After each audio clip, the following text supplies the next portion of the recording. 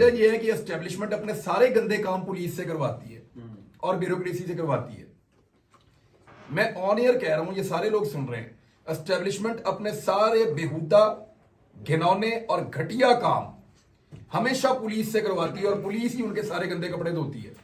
Police खुद इतनी गंदी नहीं है जितने गंदे काम वो करवाती है एस्टेब्लिशमेंट उनसे। तो फिर पुलिस वालों को वो बचाते भी हैं बाद में, जब कभी पुलिस से गलती हो जाए तो। यही तो चीजें हैं जिनके जरिए से वो कंट्रोल करते हैं इदारों को। अब जो इस्लामाबाद के अंदर आपका जो आईजी बैठा हुआ है, ये केस में है, ये बाकायदा केस के अंदर है, इसके खिलाफ साबित हो चुका है। एंड टाइम पे रिजीम चेंज ऑपरेशन हो गया और ये बच गया और बाद में इसको आईजी पंजाब, आईजी इस्लामाबाद लगाया। क्यों लगाया था? इसलिए लगाया था, कमजोर आदमी है, केस में फंसा हुआ है, जो कहेंगे करेगा, चाबी वाला गुड्डा है, चाबी देते जाएंगे, चलता जाएगा, काम करता जाएगा। एस्टेब्लिशमेंट ऐसे ब्यूरोक्रेट्स की कमजोरियों को इस्तेमाल करती है। वो जो लोग साना मॉडल टाउन के अंदर थे, जरा चेक करें वो कहां पे लगे हुए इस वक्त ओहदों पे। डीसी इस्लामाबाद, किसी को चेयरमैन सीडीए, हाँ, एफआईए में भी है एक, अभी छुट्टी पे वापस आ रहे हैं जनाब। तो उन सबसे जो है उन्होंने काम लेने। तो सर एहतसाब कब होगा? जब भी कोई जमात इक़्तिदार में आती जिस है, दिन पाकिस्तान तो में एस्टेब्लिशमेंट का एहतसाब हो जाएगा ना, सब ठीक हो जाएगा। हो सकता है हमारी जिंदगी में हम देख लें, या हो सकता है एस्टेब्लिशमेंट हमारे देश में। इमरान भाई और सदीक भाई जॉन, एक आखिरी सवाल है कि क्या इमरान भाई आप अपनी पार्टी बनाएंगे, क्या या तरीके इंसाफ के टिकट पे इलेक्शन लड़ेंगे? सदीक जान साहब पार्टी बनाएंगे और मैं इनकी पार्टी से इलेक्शन लड़ूंगा। आखिरी सवाल है, ठीक होगा चौधरी परवेज आई चेयरमैन ही बना दो तो क्या देखिए वो पाकिस्तान तहरीक इंसाफ, अगर वो एक पॉलिटिकल पार्टी है, अगर उनको लगेगा उनके लिए फायदेमंद है तो वो बनाए। सर इमरान खान को इतना एतबार करना चाहिए चौधरी बरादरान? करना चाहिए या नहीं करना चाहिए, वो सियासतदान है, वो खुद सियाने अपनी पार्टी ज्यादा बेहतर चला सकते हैं और उन्हें खुद ये डिसीजन लेना चाहिए कि उन्होंने इनको किस लेवल तक लेके जाना है और कहाँ पे रखना है। शाह महमूद कुरैशी वाइस चेयरमैन है पार्टी के और इमरान खान साहब चेयरमैन है, और अब सदर क्या होता है अगर वो कहते हैं जी परवेज इलाही साहब को दे दिया जाए, देख लें। नहीं, वो जो रिपोर्ट हुआ था ना, वो ये हुआ था कि परवेज इलाही साहब ने ये कहा कि इमरान खान ने सेंट्रल पंजाब के प्रेसिडेंट की ऑफर की है मुनासिब। सेंट्रल पंजाब, हाँ, ये उन्होंने कहा है, कोई तहरीक इंसाफ के सदर का उन्होंने नहीं कहा, यानी तहरीक इंसाफ सेंट्रल पंजाब के प्रेसिडेंट का उन्होंने। सर जी वोट बैंक वो पहले जो होता अलीम खान के पास था, अच्छा, मुझे अलीम खान के पास जो होता था। सर इमरान भाई मेरा एक सवाल है कि सबसे पहले खान साहब इन्हें कहते थे कि ये पंजाब के सबसे बड़े डाकू हैं परवेज इलाही साहब, और अब आगे इलेक्शन में भी इनको साथ अपनी पार्टी में जम कर रहे हैं और ऊपर से इनको सदर भी बना रहे हैं। और दूसरे नंबर खान साहब का जो वोट बैंक बैलेंस है, जो वो कटेगा, जो बदेगा वोट बैंक। ये तो लोग फैसला करेंगे, let the people of Pakistan decide.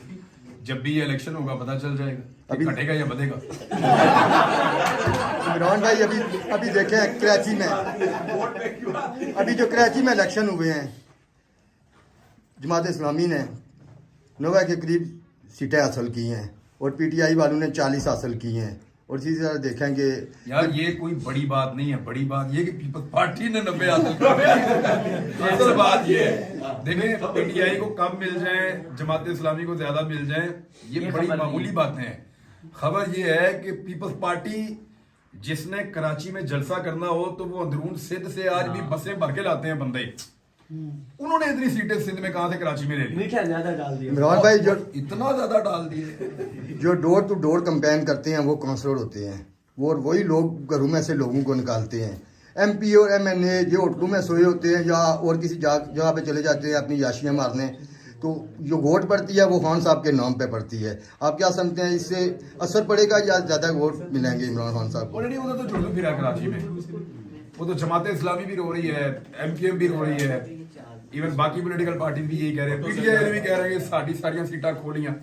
फिर इन्होंने कार्रवाई बड़ी डाली है, जहां पे उनको लगता था कि ये एक सीट पीपल्स पार्टी जीत सकती है, उसकी 3 सीटें बनाई, फिर बढ़ा के 1 2 3 वो हल्का बंदियां इस टाइप की है। वो बड़े टेक्निकल तरीके से आए और फिर जुड़दू भी फिरा उन्होंने।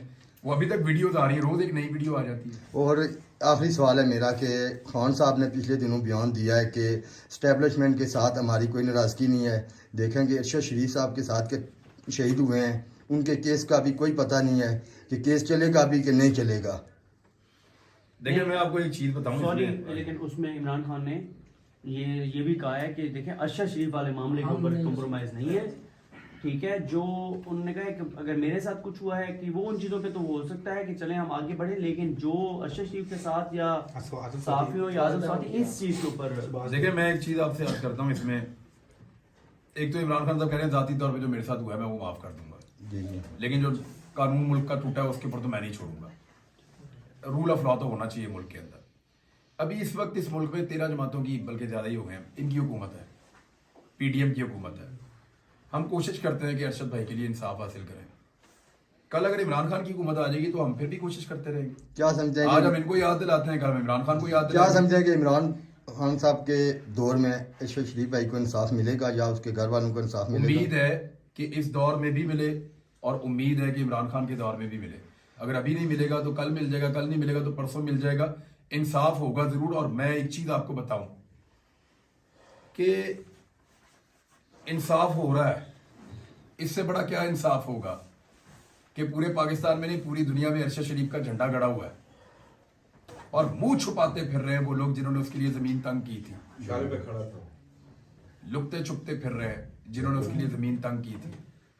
कुदरत अपना इंसाफ कर रही है, हम लोग थोड़ा देर कर रहे हैं, इंशाल्लाह हम भी देखेंगे इंसाफ होता है। आज इमरान भाई ने जो शर्ट पहनी है ना हाँ, क्रिकेट उनका- खेलते हुए, उन्होंने अपने नाम की जगह अरशद शरीफ साहब का नाम। सर ये लास्ट एक क्वेश्चन करना चाहूँगा, इंसाफ की बात कर रहे हैं तो मॉल्टन सानिया हुआ, 14 लोग शहीद हो गए और आज तक कोई इंसाफ नहीं मिल पाया। और यहाँ पे शायद असलम साहब एक फैमिली का रिकॉर्ड ऑन द रिकॉर्ड लेके आते हैं तो उनको गिरफ्तार कर लिया जाता है, तो इंसाफ कहाँ पे है? देखिए आपका सवाल बहुत ठीक है, लेकिन ये वजह नहीं हो सकता कि आप इंसाफ की तलाश बंद कर दें। वो हम करते रहेंगे। कोई लड़ाई लड़ने के लिए जरूरी तो नहीं होता कि आपने उसको जीतना ही है। आप इस गारंटी पे थोड़ी लड़ते हैं कि हमने जीतना है। आप तो इसलिए लड़ते हैं कि लड़ना जरूरी होता है। आप किसी चीज के लिए आवाज इसलिए उठाते हैं कि आवाज उठाना जरूरी है। हो सकता है आपको आपका हक मिले, हो सकता है आपको जल्दी ना मिले, देर से मिल जाए, लेकिन खप पा के रखो भाईजान। जहां पे आपको लगे कि ज्यादती हो रही है, गलत हो रहा है, तो उसको आइडेंटिफाई करें, उस पर बात करें। जरूरी तो नहीं था कि यानी हम साना मॉडल टाउन के लिए मैंने बड़ी आवाज उठाई, बहुत शोर मचाया। उनकी जो अपनी मिनहाजुल कुरान का पूरा एक सेटअप था, उन्होंने बड़ी आवाज उठाई, बड़ा शोर मचाया, बहुत कुछ किया उन्होंने, लेकिन निजाम ने अपने आप को बचाने की कोशिश की है। इस मुल्क का जो सबसे बड़ा मुजरम है ना, वो पाकिस्तान की एस्टेब्लिशमेंट है। मैं यहाँ इस्लामाबाद में बैठ के खुल के कह रहा हूँ। इधर जाएंगे। तमाम दोस्त बाहर हैं। मैं बुलाता हूँ तकरीब वाइस, ठीक है? वैसे भी आप भी आ जाइए बाहर।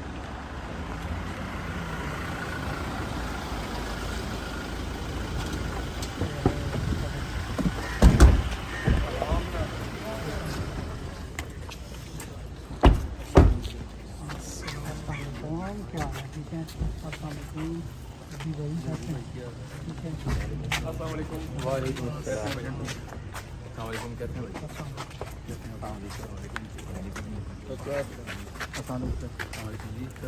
अस्सलाम वालेकुम भाईजान, कैसे हैं आप? अल्हम्दुलिल्लाह।